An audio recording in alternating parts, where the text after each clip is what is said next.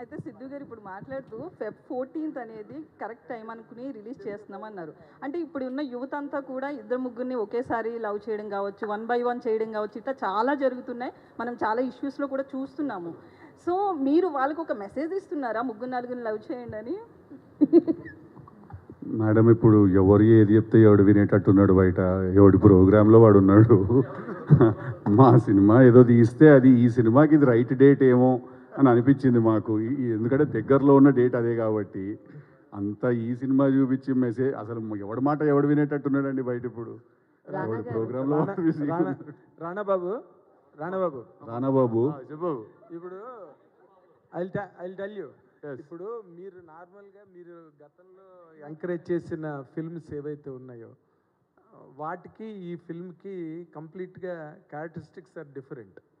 35 కానీ లేకపోతే అంతకుముందు మీ దగ్గరకు వచ్చినవి ఏవైనా కూడా ఇప్పుడు ఈ సినిమాని మీరు ప్రత్యేకంగా మళ్ళీ థియేటర్ డైరెక్షన్ వైపు ఎంకరేజ్ చేయడానికి what is your USP in this sir? అంటే I think all of them have spoken. అంటే ఒక cinema does an independent viewing అండి, అది you can get entertained some times. But ఒక కమ్యూనియల్ వ్యూయింగ్లో does a lot more that there's a different way you react.